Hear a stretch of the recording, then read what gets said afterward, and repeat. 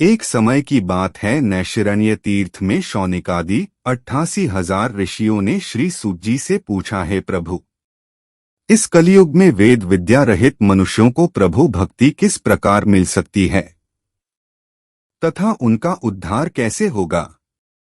हे मुनि श्रेष्ठ, कोई ऐसा तप बताइए जिससे थोड़े समय में ही पुण्य मिले और मनवांछित फल भी मिल जाए। इस प्रकार की कथा सुनने की हम इच्छा रखते हैं। सर्वशास्त्रों के ज्ञाता सूत जी बोले, हे वैष्णवों में पूज्य, आप सभी ने प्राणियों के हित की बात पूछी है, इसलिए मैं एक ऐसे श्रेष्ठ व्रत को आप लोगों को बताऊंगा जिसे नारद जी ने लक्ष्मी नारायण जी से पूछा था और लक्ष्मीपति ने मुनिश्रेष्ठ नारद जी से कहा था। आप सब इसे ध्यान से सुनिए। एक समय की बात है, योगीराज नारद जी दूसरों के हित की इच्छा लिए अनेकों लोकों में घूमते हुए मृत्युलोक में आ पहुंचे। यहाँ उन्होंने अनेक योनियों में जन्मे प्राय सभी मनुष्यों को अपने कर्मों द्वारा अनेकों दुखों से पीड़ित देखा। उनका दुख देख नारद जी सोचने लगे कि कैसा यत्न किया जाए जिसके करने से निश्चित रूप से मानव के दुखों का अंत हो जाए। इसी विचार पर मनन करते हुए वह विष्णुलोक में गए। वहां वह देवों के ईश भगवान नारायण की स्तुति करने लगे, जिनके हाथों में शंख, चक्र, गदा और पद्म थे, गले में वरमाला पहने हुए थे। स्तुति करते हुए नारद जी बोले, हे भगवान, आप अत्यंत शक्ति से संपन्न हैं, मन तथा वाणी भी आपको नहीं पा सकती हैं। आपका आदि, मध्य तथा अंत नहीं है। निर्गुण स्वरूप सृष्टि के कारण भक्तों के दुख को दूर करने वाले आपको मेरा नमस्कार है। नारद जी की स्तुति सुन विष्णु भगवान बोले, हे मुनिश्रेष्ठ, आपके मन में क्या बात है? आप किस काम के लिए पधारे हैं? उसे नीच संकोच कहो। इस पर नारद मुनि बोले कि मृत्युलोक में अनेक योनियों में जन्मे मनुष्य अपने कर्मों के द्वारा अनेकों दुख से दुखी हो रहे हैं। हे नाथ, आप मुझ पर दया रखते हैं तो बताइए कि वो मनुष्य थोड़े प्रयास से ही अपने दुखों से कैसे छुटकारा पा सकते हैं। श्रीहरि बोले, हे नारद, मनुष्यों की भलाई के लिए तुमने बहुत अच्छी बात पूछी है। जिसके करने से मनुष्य मोह से छूट जाता है, वह बात मैं कहता हूं, उसे सुनो। स्वर्ग लोक व मृत्युलोक दोनों में एक दुर्लभ उत्तम व्रत है जो पुण्य देने वाला है। आज प्रेमवश होकर मैं उसे तुमसे कहता हूं। श्री सत्यनारायण भगवान का यह व्रत अच्छी तरह विधान पूर्वक करके मनुष्य तुरंत ही यहाँ सुख भोग कर मरने पर मोक्ष पाता है। श्रीहरि के वचन सुन नारद जी बोले कि उस व्रत का फल क्या है और उसका विधान क्या है? यह व्रत किसने किया था? इस व्रत को किस दिन करना चाहिए? सभी कुछ विस्तार से बताए। नारद की बात सुनकर श्रीहरि बोले, दुख व शोक को दूर करने वाला यह व्रत सभी स्थानों पर विजय दिलाने वाला है। मानव को भक्ति व श्रद्धा के साथ शाम को श्री सत्यनारायण की पूजा धर्म परायण होकर ब्राह्मणों व बंधुओं के साथ करनी चाहिए। भक्ति भाव से ही नैवेद्य, केले का फल, घी, दूध और गेहूं का आटा सवाया लें। गेहूं के स्थान पर साठी का आटा, शक्कर तथा गुड़ लेकर वह सभी भक्षण योग्य पदार्थों को मिलाकर भगवान का भोग लगाएं। ब्राह्मणों सहित बंधु बांधवों को भी भोजन कराएं, उसके बाद स्वयं भोजन करें। भजन कीर्तन के साथ भगवान की भक्ति में लीन हो जाएं। इस तरह से सत्यनारायण भगवान का यह व्रत करने पर मनुष्य की सारी इच्छाएं निश्चित रूप से पूरी होती हैं। इस कलिकाल अर्थात कलियुग में मृत्युलोक में मोक्ष का यही एक सरल उपाय बताया गया है। इति श्री सत्यनारायण व्रत कथा का प्रथम अध्याय संपूर्ण। श्री सत्यनारायण व्रत कथा का द्वितीय अध्याय। सूत जी बोले, हे ऋषियों, जिसने पहले समय में इस व्रत को किया था उसका इतिहास कहता हूँ, ध्यान से सुनो। सुंदर काशीपुरी नगरी में एक अत्यंत निर्धन ब्राह्मण रहता था। भूख प्यास से परेशान वह धरती पर घूमता रहता था। ब्राह्मणों से प्रेम करने वाले भगवान ने एक दिन ब्राह्मण का वेश धारण कर उसके पास जाकर पूछा, हे विप्र, नित्य दुखी होकर तुम पृथ्वी पर क्यों घूमते हो? दीन ब्राह्मण बोला, मैं निर्धन ब्राह्मण हूँ, भिक्षा के लिए धरती पर घूमता हूँ। हे भगवान, यदि आप इसका कोई उपाय जानते हो तो बताइए। वृद्ध ब्राह्मण कहता है कि सत्यनारायण भगवान मनोवांछित फल देने वाले हैं, इसलिए तुम उनका पूजन करो। इसे करने से मनुष्य सभी दुखों से मुक्त हो जाता है। वृद्ध ब्राह्मण बनकर आए सत्यनारायण भगवान उस निर्धन ब्राह्मण को व्रत का सारा विधान बताकर अंतर्धान हो गए। ब्राह्मण मन ही मन सोचने लगा कि जिस व्रत को वृद्ध ब्राह्मण करने को कह गया है, मैं उसे जरूर करूंगा। यह निश्चय करने के बाद उसे रात में नींद नहीं आई। वह सवेरे उठकर सत्यनारायण भगवान के व्रत का निश्चय कर भिक्षा के लिए चला गया। उस दिन निर्धन ब्राह्मण को भिक्षा में बहुत धन मिला, जिससे उसने बंधु बांधवों के साथ मिलकर श्री सत्यनारायण भगवान का व्रत संपन्न किया। भगवान सत्यनारायण का व्रत संपन्न करने के बाद वह निर्धन ब्राह्मण सभी दुखों से छूट गया और अनेक प्रकार की संपत्तियों से युक्त हो गया। उसी समय से यह ब्राह्मण हर माह इस व्रत को करने लगा। इस तरह से सत्यनारायण भगवान के व्रत को जो मनुष्य करेगा वह सभी प्रकार के पापों से छूटकर मोक्ष को प्राप्त होगा। जो मनुष्य इस व्रत को करेगा वह भी सभी दुखों से मुक्त हो जाएगा। सूत जी बोले कि इस तरह से नारद जी से नारायण जी का कहा हुआ श्री सत्यनारायण व्रत को मैंने तुमसे कहा। हे विप्रो, मैं अब और क्या कहूँ? ऋषि बोले, हे मुनिवर, संसार में उस विप्र से सुनकर और किस किस ने इस व्रत को किया, हम सब इस बात को सुनना चाहते हैं। इसके लिए हमारे मन में श्रद्धा का भाव है। सूत जी बोले, हे मुनियों, जिस जिसने इस व्रत को किया है वह सब सुनो। एक समय वही विप्र धन व ऐश्वर्य के अनुसार अपने बंधु बांधवों के साथ इस व्रत को करने को तैयार हुआ। उसी समय एक लकड़ी बेचने वाला बूढ़ा आदमी आया और लकड़ियां बाहर रखकर अंदर ब्राह्मण के घर में गया। प्यास से दुखी वह लकड़हारा उनको व्रत करते देख विप्र को नमस्कार कर पूछने लगा कि आप यह क्या कर रहे हैं तथा इसे करने से क्या फल मिलेगा, कृपया मुझे भी बताएं। ब्राह्मण ने कहा कि सब मनोकामनाओं को पूरा करने वाला यह सत्यनारायण भगवान का व्रत है। इनकी कृपा से ही मेरे घर में धन धान्य आदि की वृद्धि हुई है। विप्र से सत्यनारायण व्रत के बारे में जानकर लकड़हारा बहुत प्रसन्न हुआ। चरणामृत लेकर व प्रसाद खाने के बाद वह अपने घर गया। लकड़हारे ने अपने मन में संकल्प किया कि आज लकड़ी बेचने से जो धन मिलेगा उसी से श्री सत्यनारायण भगवान का उत्तम व्रत करूंगा। मन में इस विचार को ले बूढ़ा आदमी सिर पर लकड़ियां रख उस नगर में बेचने गया जहां धनी लोग ज्यादा रहते थे। उस नगर में उसे अपनी लकड़ियों का दाम पहले से 4 गुना अधिक मिलता है।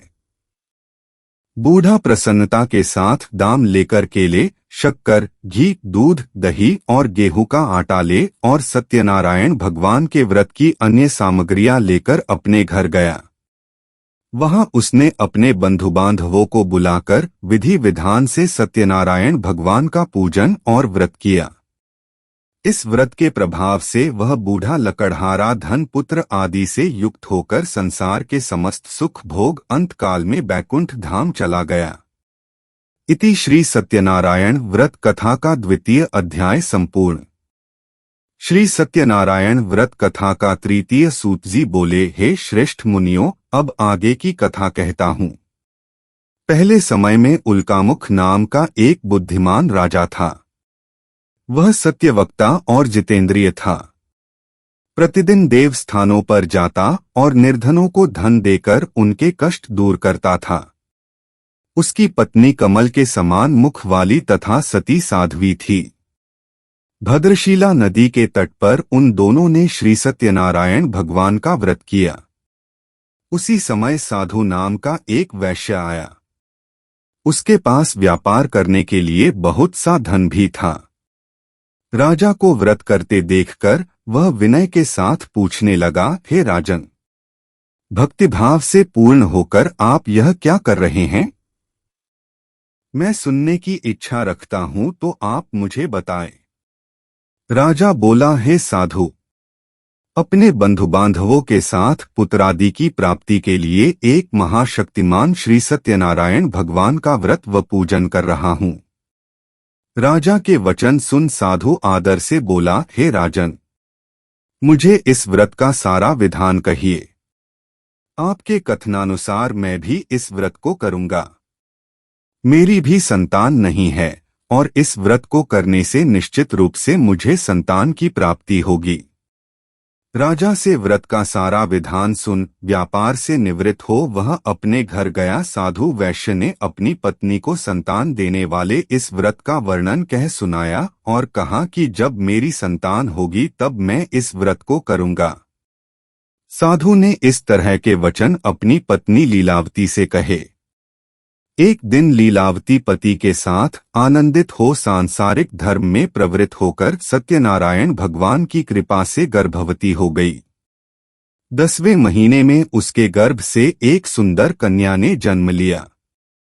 दिनोंदिन वह से बढ़ने लगी जैसे कि शुक्ल पक्ष का चंद्रमा बढ़ता है। माता पिता ने अपनी कन्या का नाम कलावती रखा।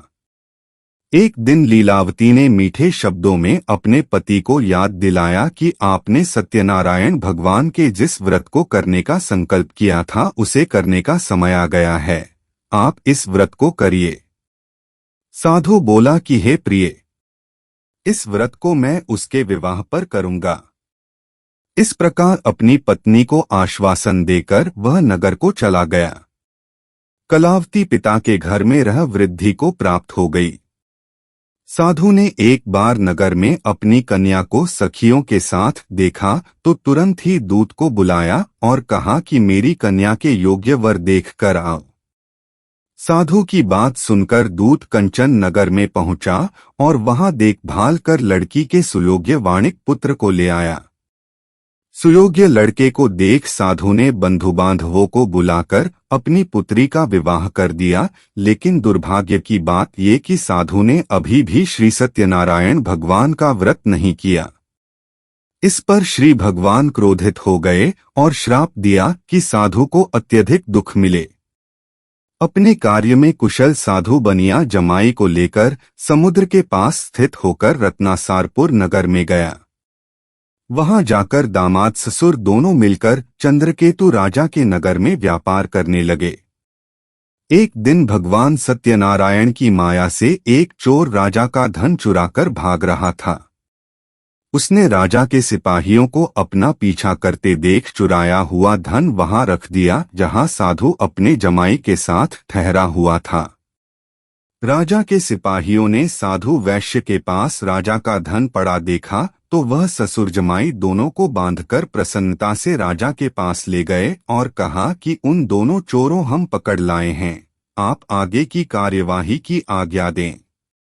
राजा की आज्ञा से उन दोनों को कठिन कारावास में डाल दिया गया और उनका सारा धन भी उनसे छीन लिया गया। श्री सत्यनारायण भगवान से श्राप से साधु की पत्नी भी बहुत दुखी हुई। घर में जो धन रखा था उसे चोर चुरा ले गए। शारीरिक तथा मानसिक पीड़ा व भूख प्यास से अति दुखी हो अन्न की चिंता में कलावती के ब्राह्मण के घर गई। वहां उसने श्री सत्यनारायण भगवान का व्रत होते देखा, फिर कथा भी सुनी। वह प्रसाद ग्रहण कर वह रात को घर वापस आई। माता के कलावती से पूछा कि हे पुत्री, अब तक तुम कहाँ थी? तेरे मन में क्या है? कलावती ने अपनी माता से कहा, हे माता, मैंने एक ब्राह्मण के घर में श्री सत्यनारायण भगवान का व्रत देखा है।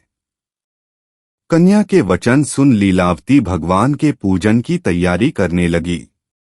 लीलावती ने परिवार व बंधुओं सहित सत्यनारायण भगवान का पूजन किया और उनसे वर मांगा कि मेरे पति तथा जमाई शीघ्र घर आ जाएं। साथ ही यह भी प्रार्थना की कि हम सबका अपराध क्षमा करें। श्री सत्यनारायण भगवान इस व्रत से संतुष्ट हो गए और राजा चंद्रकेतु को सपने में दर्शन दे कहा कि हे राजन, तुम उन दोनों वैश्यों को छोड़ दो और तुमने उनका जो धन लिया है उसे वापस कर दो। अगर सा नहीं किया तो मैं तुम्हारा धन, राज्य व संतान सभी को नष्ट कर दूंगा। राजा को यह सब कहकर वह अंतर्धान हो गए। प्रातः काल सभा में राजा ने अपना सपना सुनाया, फिर बोले कि बणिक पुत्रों को कैद से मुक्त कर सभा में लाओ। दोनों ने आते ही राजा को प्रणाम किया। राजा मीठी वाणी में बोला, हे महानुभावों, भाग्यवश सा कठिन दुख तुम्हें प्राप्त हुआ है, लेकिन अब तुम्हें कोई भय नहीं है।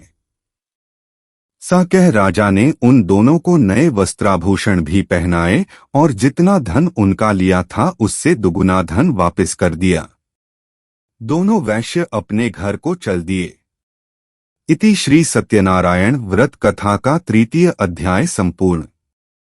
श्री सत्यनारायण व्रत कथा का 4 अध्याय। सूत जी बोले, वैश्य ने मंगलाचार कर अपनी यात्रा आरंभ की और अपने नगर की ओर चल दिए। उनके थोड़ी दूर जाने पर एक दंडी वेशधारी श्री सत्यनारायण ने उनसे पूछा, हे साधु, तेरी नाव में क्या है? अभिवाणी वणिक हंसता हुआ बोला, हे दंडी, आप क्यों पूछते हो? क्या धन लेने की इच्छा है? मेरी नाव में तो बेल व पत्ते भरे हुए हैं। वैश्य के कठोर वचन सुन भगवान बोले, तुम्हारा वचन सत्य हो। दंडी से वचन कह वहां से दूर चले गए। कुछ दूर जाकर समुद्र के किनारे बैठ गए। दंडी के जाने के बाद साधु वैश्य ने नित्य क्रिया के पश्चात नाव को ऊंची उठते देखकर अचंभा माना और नाव में बेलपत्ते आदि देख वह मूर्छित हो जमीन पर गिर पड़ा। मूर्छा खुलने पर वह अत्यंत शोक में डूब गया। तब उसका दामाद बोला कि आप शोक न मनाएं, यह दंडी का शाप है, इसलिए हमें उनकी शरण में जाना चाहिए, तभी हमारी मनोकामना पूरी होगी। दामाद की बात सुनकर वह दंडी के पास पहुंचा और अत्यंत भक्तिभाव नमस्कार करके बोला, मैंने आपसे जो जो असत्य वचन कहे थे उनके लिए मुझे क्षमा दें। सा कहकर महान शोकातुर हो रोने लगा। तब दंडी भगवान बोले, हे वणिक पुत्र, मेरी आज्ञा से बार बार तुम्हें दुख प्राप्त हुआ है। तू मेरी पूजा से विमुख हुआ। साधु बोला, हे भगवान, आपकी माया से ब्रह्मा आदि देवता भी आपके रूप को नहीं जानते, तब मैं अज्ञानी कैसे जान सकता हूँ? आप प्रसन्न होइए, अब मैं सामर्थ्य के अनुसार आपकी पूजा करूँगा। मेरी रक्षा करो और पहले के समान नौका में धन भर दो। साधु वैश्य के भक्तिपूर्वक वचन सुनकर भगवान प्रसन्न हो गए और उसकी इच्छानुसार वरदान देकर अंतर्धान हो गए। ससुर जमाई जब नाव पर आए तो नाव धन से भरी हुई थी। फिर वहीं अपने अन्य साथियों के साथ सत्यनारायण भगवान का पूजन कर अपने नगर को चल दिए। जब नगर के नजदीक पहुंचे तो दूत को घर पर खबर करने के लिए भेज दिया। दूत साधु की पत्नी को प्रणाम कर कहता है कि मालिक अपने दामाद सहित नगर के निकट आ गए हैं। दूत की बात सुन साधु की पत्नी लीलावती ने बड़े हर्ष के साथ सत्यनारायण भगवान का पूजन कर अपनी पुत्री कलावती से कहा कि मैं अपने पति के दर्शन को जाती हूँ, तू कार्य पूर्ण कर शीघ्र आ जा। माता के से वचन सुन कलावती जल्दी में प्रसाद छोड़ अपने पति के पास चली गई। प्रसाद की अवज्ञा के कारण श्री सत्यनारायण भगवान रुष्ट हो गए और नाव सहित उसके पति को पानी में डुबो दिया। कलावती अपने पति को वहां ना पाकर रोती हुई जमीन पर गिर गई। नौका को डूबा हुआ देख व कन्या को रोता देख साधु दुखी होकर बोला कि हे प्रभु, मुझसे तथा मेरे परिवार से जो भूल हुई है उसे क्षमा करें। साधु के दीन वचन सुनकर श्री सत्यनारायण भगवान प्रसन्न हो गए और आकाशवाणी हुई, हे साधु, तेरी कन्या मेरे प्रसाद को छोड़कर आई है, इसलिए उसका पति अदृश्य हो गया है। यदि वह घर जाकर प्रसाद खाकर लौटती है तो इसे इसका पति अवश्य मिलेगा। सी आकाशवाणी सुन कलावती घर पहुंचकर प्रसाद खाती है और फिर आकर अपने पति के दर्शन करती है। उसके बाद साधु अपने बंधु बांधवों सहित श्री सत्यनारायण भगवान का विधि विधान से पूजन करता है। इस लोक का सुख भोग वह अंत में स्वर्ग जाता है। इति श्री सत्यनारायण व्रत कथा का चतुर्थ अध्याय संपूर्ण। श्री सत्यनारायण व्रत कथा का पंचम अध्याय। सूत जी बोले, हे ऋषियों, मैं और भी एक कथा सुनाता हूँ, उसे भी ध्यानपूर्वक सुनो। प्रजापालन में लीन तुंगध्वज नाम का एक राजा था। उसने भी भगवान का प्रसाद त्याग कर बहुत ही दुख सहन किया। एक बार वन में जाकर वन्य पशुओं को मारकर वह बड़ के पेड़ के नीचे आया। वहां उसने ग्वालों को भक्तिभाव से अपने बंधुओं सहित सत्यनारायण भगवान का पूजन करते देखा। अभिमानवश राजा ने उन्हें देखकर भी पूजा स्थान में नहीं गया और ना ही उसने भगवान को नमस्कार किया।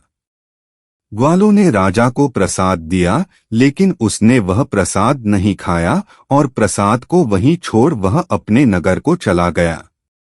जब वह नगर में पहुंचा तो वहां सब कुछ तहस-नहस हुआ पाया, तो वह शीघ्र ही समझ गया कि यह सब भगवान ने ही किया है।